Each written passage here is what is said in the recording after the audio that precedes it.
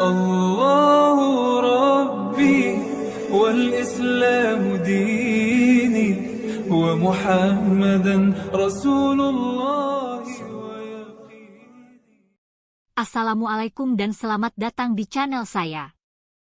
Saya akan berusaha memberikan informasi penting dan terbaik bagi pemirsa tercinta.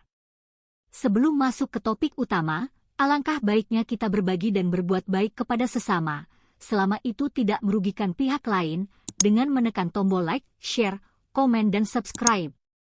Berarti Anda sudah bersedekah gratis kepada kami dan kami pun akan mendoakan Anda semua sehat, sukses, panjang umur dan bahagia dunia akhirat. Amin. Mengapa sholat sebaiknya dilakukan di awal waktu? Ternyata anjuran tersebut sangat luar biasa. Secara akademis, menurut para ahli, setiap perpindahan waktu sholat bersamaan dengan terjadinya perubahan tenaga alam dan dirasakan melalui perubahan warna alam.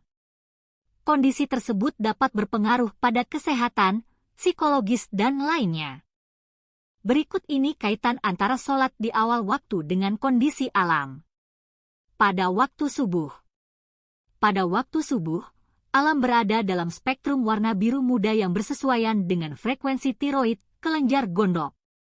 Dalam ilmu fisiologi, tiroid mempunyai pengaruh terhadap sistem metabolisme tubuh manusia.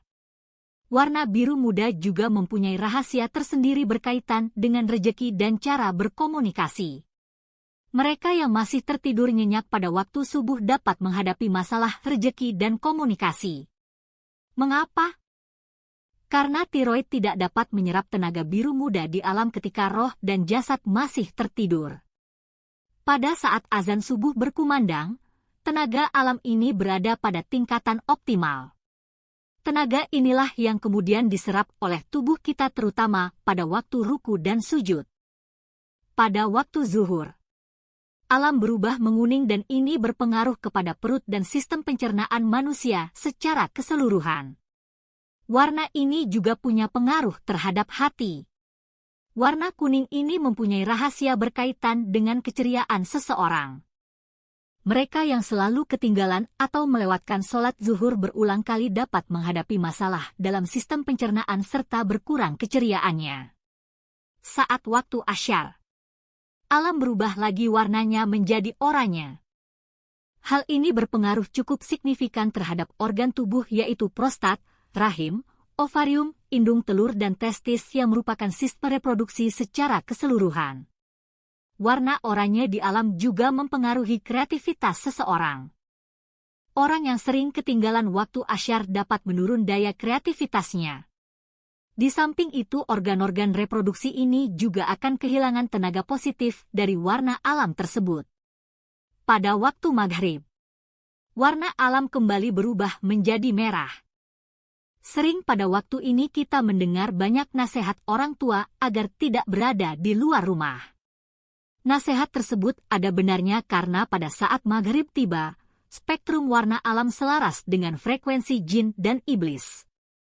Pada waktu ini jin dan iblis amat bertenaga karena mereka ikut bergetar dengan warna alam. Mereka yang sedang dalam perjalanan sebaiknya berhenti sejenak dan mengerjakan sholat maghrib terlebih dahulu.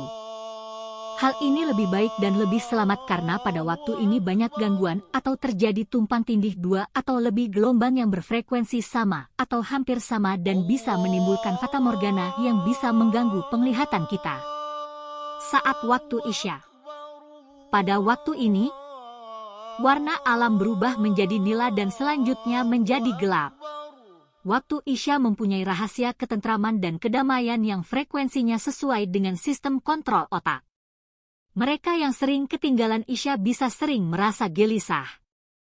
Untuk itulah ketika alam mulai diselimuti kegelapan, kita dianjurkan untuk mengistirahatkan tubuh ini. Dengan tidur pada waktu itu, keadaan jiwa kita berada pada gelombang delta dengan frekuensi di bawah 4 Hz dan seluruh sistem tubuh memasuki waktu rehat. Selepas tengah malam, alam mulai bersinar kembali dengan warna-warna putih, merah jambu dan ungu. Perubahan warna ini selaras dengan kelenjar pineal, sebuah kelenjar endokrin pada otak, kelenjar pituitari, talamus, struktur simetris garis tengah dalam otak yang fungsinya mencakup sensasi menyampaikan rasa khusus dan sinyal motor ke korteks cerebral, bersama dengan pengaturan kesadaran, tidur dan kewaspadaan, dan hipotalamus, bagian otak yang terdiri dari sejumlah nukleus dengan berbagai fungsi yang sangat peka terhadap steroid, glukokortikoid, glukosa dan suhu. Maka sebaiknya kita bangun lagi pada waktu ini untuk mengerjakan sholat malam, tahajud. Umat Islam sepatutnya bersyukur karena telah dikaruniakan syariat sholat oleh Allah Subhanahu wa Ta'ala, sehingga jika dilaksanakan sesuai aturan maka secara tak sadar kita telah menyerap tenaga alam ini. Inilah salah satu hakikat mengapa Allah Subhanahu wa Ta'ala mewajibkan sholat kepada kita. Sholat di awal waktu insya Allah dapat membuat badan semakin sehat. Hanya informasi ini yang bisa kami berikan kepada semua pemirsa tercinta. Lebih dan kurangnya mohon dimaafkan, darinya lah datang segala kebenaran, dan segala kesalahan datangnya dari kita sebagai manusia. Wallahu a'lam bishawab.